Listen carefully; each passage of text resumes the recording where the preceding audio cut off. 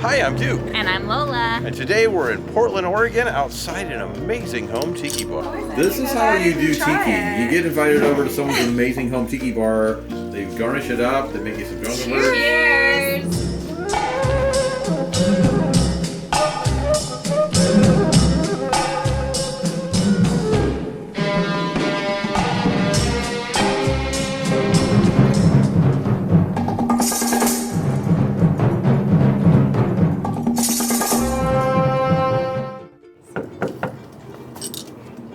Aloha! Welcome to the Coconut Smugglers Lounge. Come in, you guys. The Coconut Smugglers Lounge. Thank you. Of course, out of the light into the darkness. Aloha! And every home tiki bar does come with a ray. Yes, it does.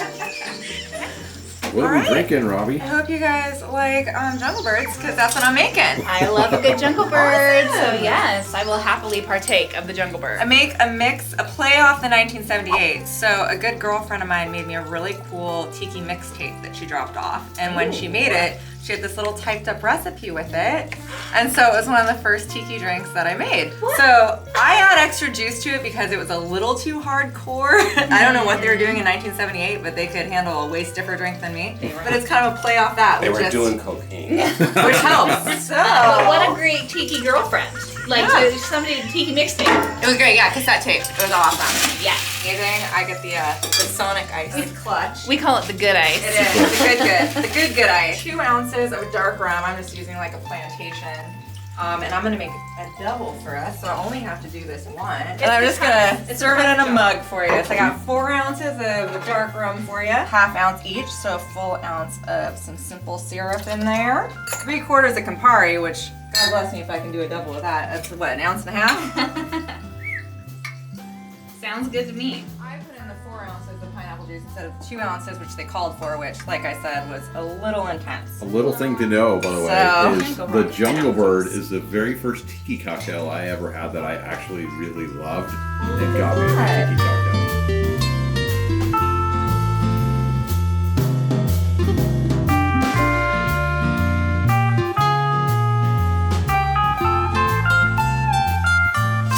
I see we have an official tiki golf club member now. Yes, we do. Oh. That is actually how I met Robbie. Yeah. She wanted to join the Tiki Golf Club, and it's like to join the club, you get a card, you get a pin. Re-indoctrinated me early. You have to have Yeah, a secret handshake. Well, you're not gonna know that because it's a secret. The same thing is like I remember talking to you, and you were saying like, "Oh, I'm gonna build a tiki bar in my garage." And you're like, yeah, right, sure you are. Those are the exact words that I used. But actually, this is how I actually said it. Yeah, right. Yeah. No, I had full faith in you. So when did you when did you finally start working on this thing? Like, did you start working on it immediately, or? Yeah, it was. So I had to do. Let me get these out. She even did delightful garnishes. I hope it's not poison. This is how you do tiki. You get invited over to someone's amazing home tiki bar. They garnish it up. They make you some jungle birds. Cheers! Yes. There's worse ways to Not spend a poisonous. sunny weekend. Not poisonous. There we go. Very Successful. delicious. Yes, very delicious. I hand juiced those pineapples Oh. and those limes for you. Well, thank you. Yeah.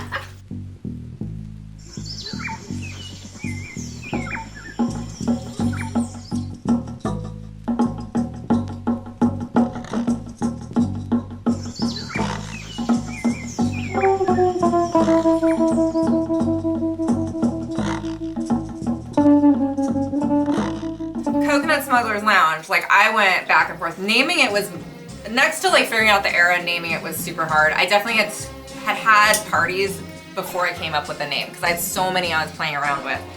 And we landed on it because like the vibe of it, I was like, I feel like this is just a place where a bunch of like bandit ladies kind of met up and they hang out before they're going out on their little like, you know, adventures, and they would all come together, and this was like their old bandit lady hideout.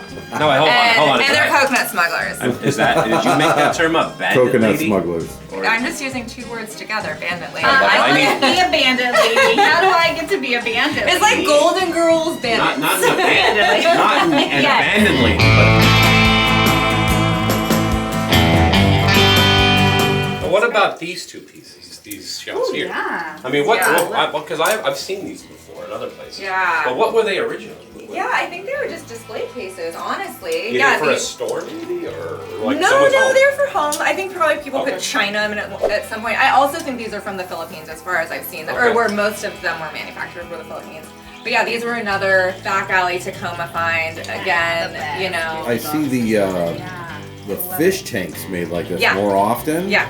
The I've fish never tanks are actually amazing. seen two of these matching Yes, in the a home before. matching. Yeah. I've seen a single one, so that's an impressive find. So talking about like the time period, and it's so funny because when growing up in the 80s, I don't know what came before. So I 70s. think true, but I don't know. Great.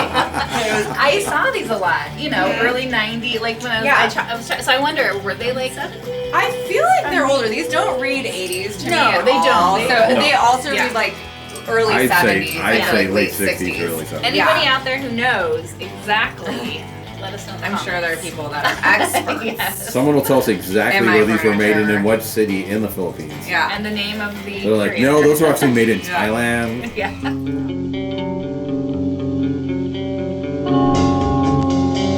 These are really fun. So these were a gift.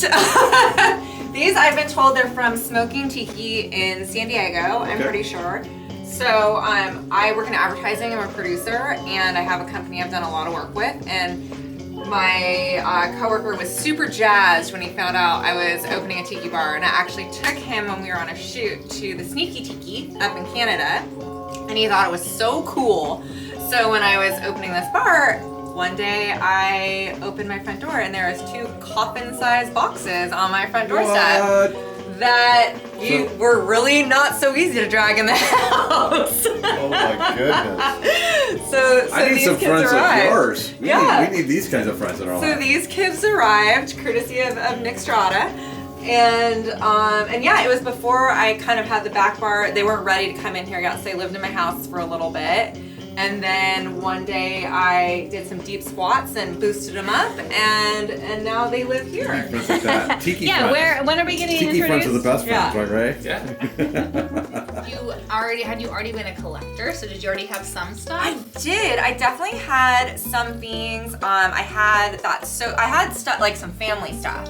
So that sofa that I have was my grandmother's, and I just sewed new cushions to make it a little more tiki because it was kind of like on the western side. Yeah. And that table was also hers. And then I did have a few of the accessories stuff, but I don't have a huge house, and my house is mostly like country kind of. It's more of like a western style. So I was definitely, at least for the furniture, I was having to find stuff because I didn't have anywhere to store extra furniture at the time. And I also love this guy, so my little surfing monkey. Yes. This was a gift from my dad. He works at the Surf Museum in San Diego. He volunteers there, and they sometimes have different kind of tiki and Hawaiian stuff either in the gift shop or on display. And so there was some dead stock, maybe like 10 of these, and I feel terrible, I don't remember the artist's name. And so they just had what they had. They're none others. Like, this is it. And so he knew it had to live here, and it took about 8 months to transport it because they were too afraid to put it in the mail.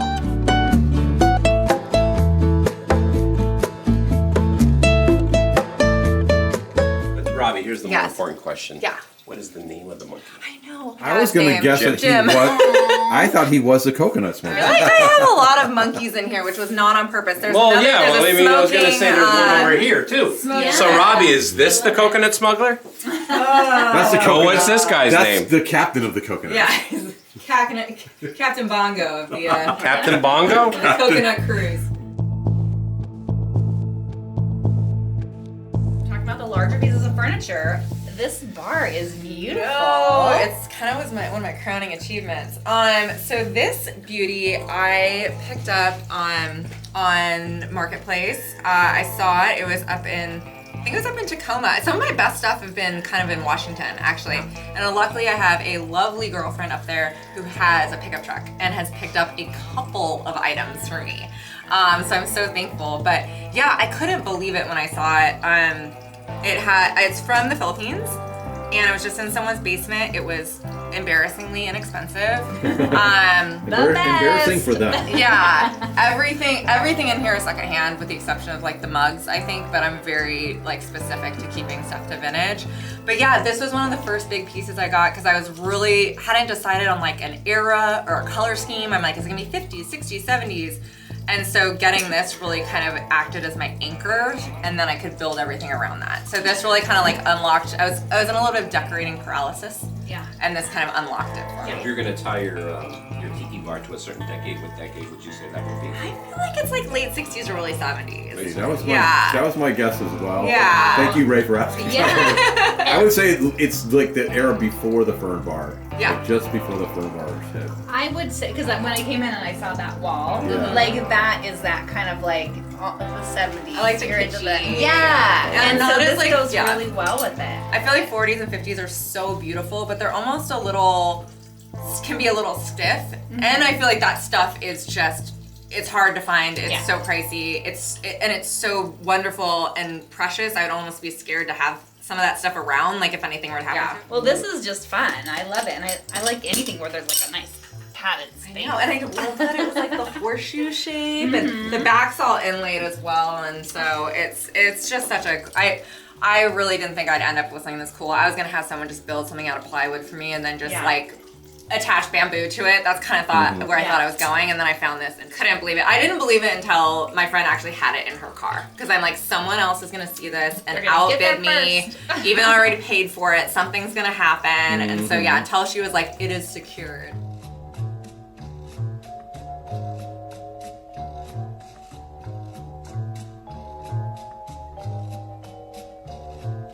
I am trying to build out like a whole kind of only globe lights over here.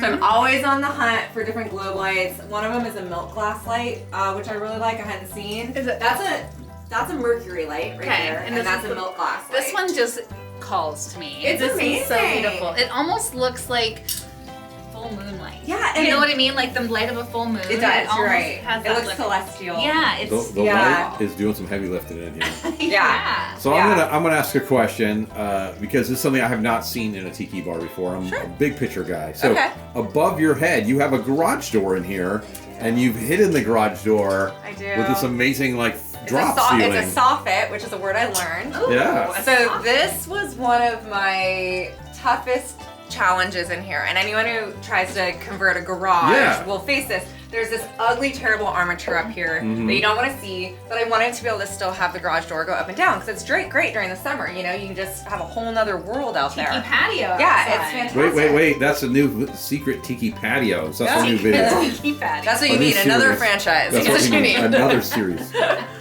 But yeah, so I had some friends kind of brainstorming, and I had a girlfriend who was like, you need a soffit, which I looked up, and I was like, I do. So I just built it out of wood from Home Depot. It was really challenging because it's actually too big to work on in here. The bar was already in, so I didn't have enough space, so I was constantly in here and then trying to wiggle it through the garage door on my own. There's a lot of swearing happened. Determination. Yeah, I I got got it. mom's back. Oh It's my like, God. I'm learning a lot about you, Robbie. I was You're like, pretty would badass. prop it up on chairs and lay underneath it to like tie the bamboo on. Like it was a whole thing. So did you use like bamboo screens? Is that what those are up there? No, this is my other favorite cheap tiki thing that you'll see everywhere. It's the bamboo fencing from Home Depot. Okay, That's bamboo like fencing. $26 a roll. And then you just got the And so yeah, I bamboo built the slats. frame out of wood. A lovely girlfriend of mine moved into a house, and in the garage was about 150 of these. Like that had been a fence that were all rolled up that she wow. gave me, and I have used them everywhere. Yeah. Those are the They're best because amazing. they get a little age on them. Oh, they're so Yeah. great. That's actually what's again how we got ours. So yeah, I built it out and then put the screening on top, And you and got then a little bit of grass. grass Yeah. fringe around it. that's a newer addition. It had just been the soffit and I hadn't closed in the sides yet. And finally went with this because there are, surprise, surprise, outlets Yeah. under here. So I wanted to make sure I could still access them. Yeah. So this allows me to still get my little hands in there to access the And outlets. yet it looks so perfect. Yeah.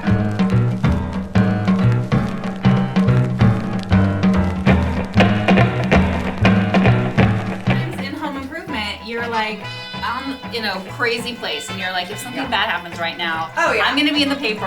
Yeah, I'm gonna be. The day I was doing this, I was having people over that night, and I was joking. I'm like, well, at least I know someone's gonna come at 5 and find my body if anything happens. Like, I won't be here for days. It'll just be hours.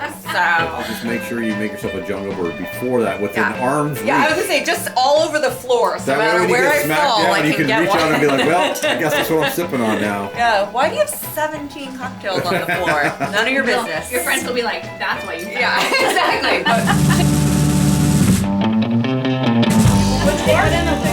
All right. Thank you. All right.